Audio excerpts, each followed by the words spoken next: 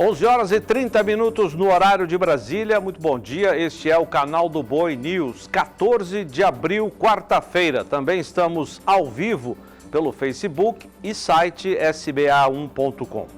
Hoje é comemorado o Dia Mundial do Café. A bebida é apreciada pelos adeptos que não abrem mão daquele cafezinho da hora. Para o setor de produção, apesar dos bons preços, muitos cafeicultores preferem investir em culturas como soja e milho, que hoje tem mercado mais aquecido. Reportagem de Kylie Rodrigues. O Brasil é hoje o maior produtor mundial de café e segundo maior consumidor. O consumo interno fica em torno de 45%. O restante, 55%, 60%, é destinado à exportação. O pessoal tem plantado soja por 1 ano, 2 anos e depois retornando à cafeicultura.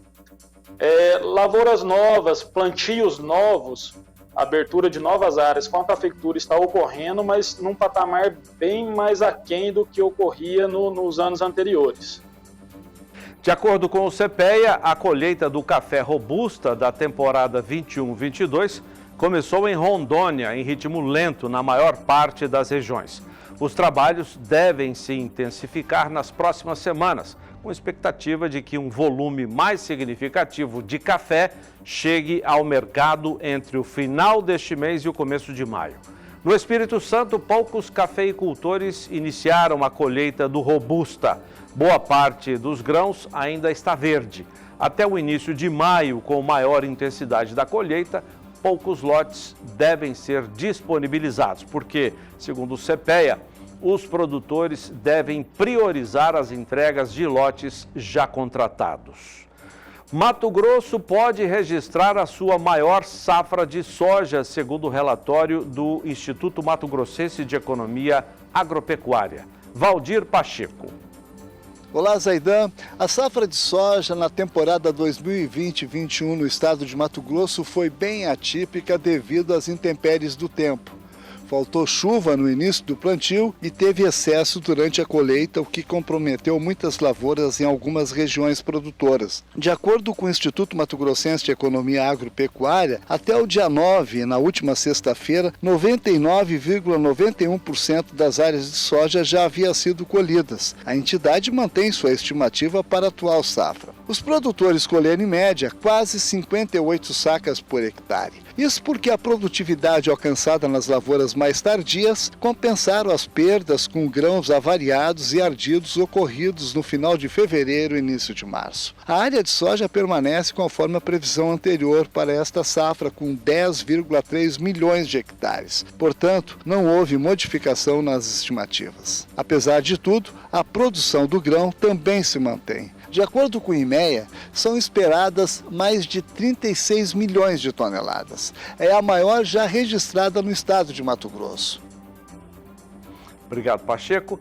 No centro-sul do país, a moagem de cana-de-açúcar da safra 2021 atingiu o terceiro maior resultado da história. Sara Kirchhoff. Da história do centro-sul do país, representa um incremento de 2,56% na comparação com a temporada anterior. Isso significa dizer que a região chegou a um total de moagem por meio de suas usinas de 605.462.000 toneladas de cana. Foram mais de 15 milhões de toneladas a mais na comparação com a temporada anterior, conforme dados divulgados pela União das Indústrias de Cana-de-Açúcar, a única. Terceiro maior volume da história, atrás somente do total das temporadas de 2015, 2016 e 2016, 2017. A produção de etanol, por sua vez, acabou tendo uma redução de 8,7%. O total atingido durante o período foi de 30,366 milhões de litros, uma redução, como eu disse, na comparação com a temporada passada. E a produção de etanol a partir do milho, essa cresceu mais de 58% na safra, atingindo 2,570 milhões de litros. De São Paulo, Sara Kirchhoff. Obrigado, Sara. 11h34, o Supremo Tribunal Federal julga nesta quarta-feira a instalação da CPI da Covid-19. Ao vivo de Brasília, as informações de Berenice Leite. Bom dia, Berenice.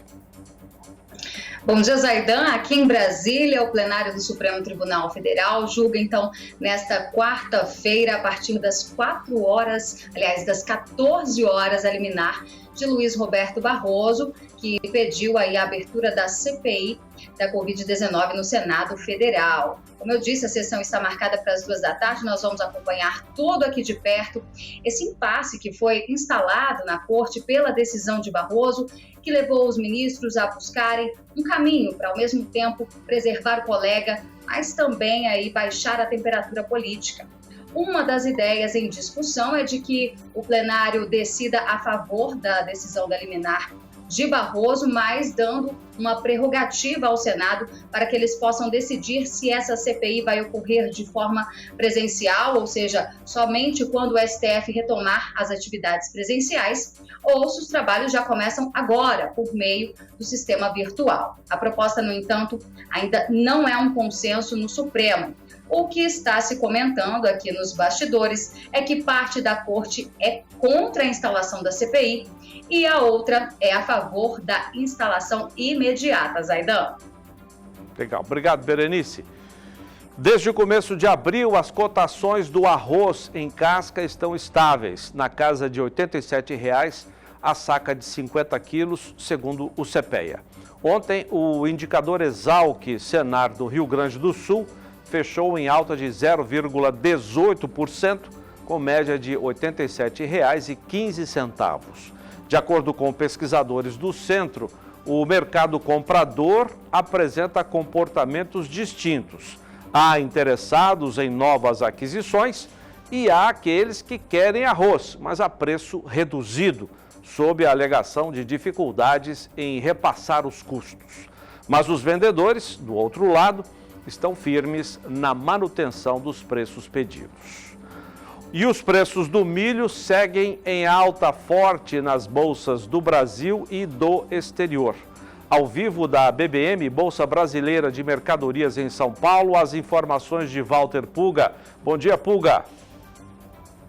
Bom dia a você, bom dia a todos. É de fato, milho hoje no mercado futuro brasileiro disparou. Chegou a passar logo no início da manhã de R$ 105,00 a saca. Neste momento, milho é negociado na B3 para maio a R$ 104,89 a saca, tem uma alta de 0,93%. Mas vou repetir, passou hoje, logo no início da manhã, de R$ 105,00 a saca. O contrato de junho, acima de R$ 100,00, agora R$ 100,15 a saca, tem alta de 0,85%.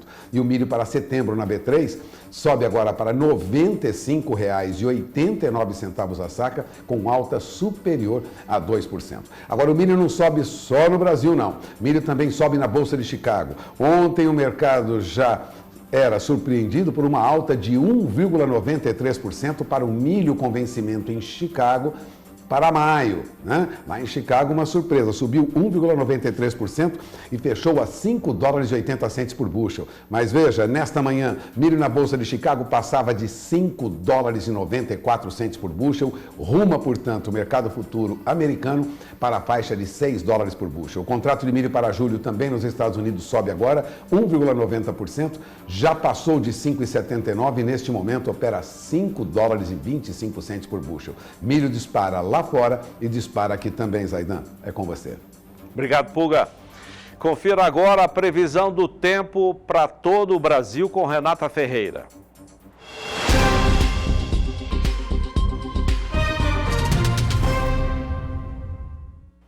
Olá, muito bom dia a todos. Conforme o outono avança, a gente já vai percebendo aí dias mais frios aqui no Brasil. O destaque para o amanhecer gelado e até mesmo com geada no sul do país, inclusive Urupema, Santa Catarina, teve a menor temperatura do ano no estado. Já entre o norte e o nordeste, a chuva que não dá trégua. E ela continua intensa no nordeste brasileiro, viu? A atenção maior vai para a região metropolitana do Recife, onde já registrou vários pontos de alagamentos e mais de 200 milímetros em 5 dias. A máxima para hoje é de 29 graus no Recife. Em Maceió e Aracaju, a chuva ganha força e as máximas ficam entre 27 e 29 graus. Em São Luís, sol e chuvas à tarde com trovoadas e máximas aí de 28 graus. Na metade sul do Amazonas, a chuva diminui, mas na capital ainda há previsão de temporais à tarde. Bons volumes de chuva também são previstos para o Pará, Amapá e até mesmo o norte do Tocantins. Apesar da chuva vir forte à tarde, ela ocorre de maneira muito isolada e as temperaturas continuam altas. Em Cuiabá, máxima de até 30 graus. Em Rio Verde faz 32 e em Campo Grande o calorão é de 34 graus.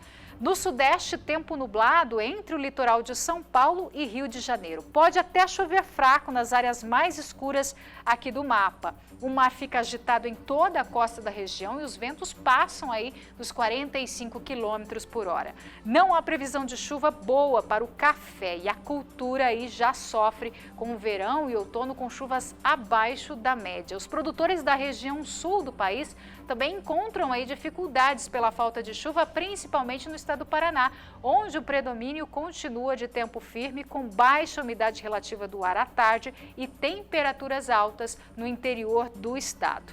Daqui a pouco eu volto com mais previsão do tempo. É com você, Zaidan.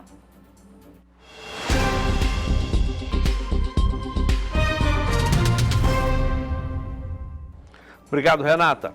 Aumentou consideravelmente a quantidade de pecuaristas brasileiros que investem em inseminação artificial nos bovinos.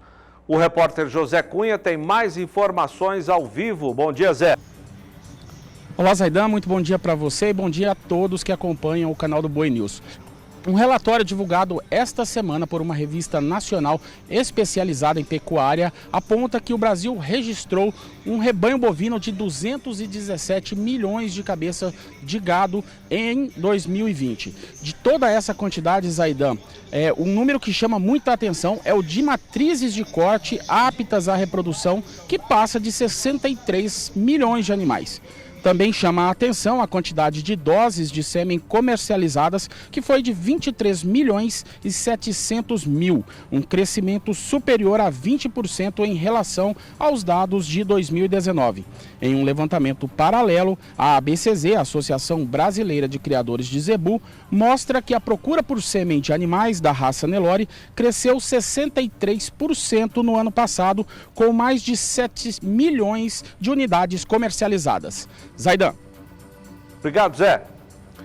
A pecuária de corte brasileira perdeu cerca de 34 bilhões de reais no ano passado, com pastagens em degradação ou já degradadas. É o que aponta um estudo da Atenagro, consultoria que realiza anualmente o Rally da Pecuária. Veja o que disse o diretor da empresa, o Maurício Nogueira, em entrevista a Walter Pulga Júnior. A gente já conversou muito desse tema, a pastagem, o processo de degradação. Primeiro a gente tem que ter um cuidado para não confundir processo de degradação com pastagem degradada. Né? O processo de degradação é o maior custo da pecuária brasileira. Né? Então, o que a gente levantou? Quanto de dinheiro que o pecuarista pôs para segurar as pastagens, isso está em outro cálculo, não está nesse número, né? E quanto que ele deveria ter colocado e não colocou, quer dizer, as pastagens pioraram.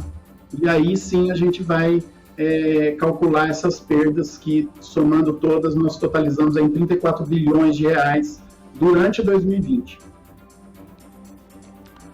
O Paraná inicia com boas perspectivas a safra de trigo no estado. A estimativa vale para a produtividade e também para os preços. Segundo o DERAL, Departamento de Economia Rural da Secretaria Estadual de Agricultura, o trigo não apresentava uma rentabilidade tão alta desde 2007. Mauro Andrade.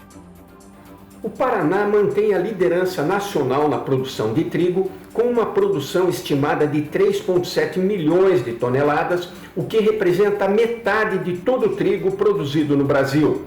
Os preços estão elevados na ordem de 1.650 a 1.750 a tonelada, considerados históricos pela indústria moageira. O trigo paranaense é de alta relevância para o Brasil. Nós respondemos em torno de 60% de todo o volume produzido brasileiro. A estrutura toda de preços de commodities estão muito altas. Na safra, a gente sabe que já vai entrar com trigos com preços altos. porque a gente tem essa conjuntura de 1.650, 1.750 e tecnicamente a gente vai entrar numa safra agosto, setembro com preços assim bem altos e tecnicamente pela paridade do mercado internacional. O CB News termina aqui, muito obrigado. O programa volta amanhã às 11h.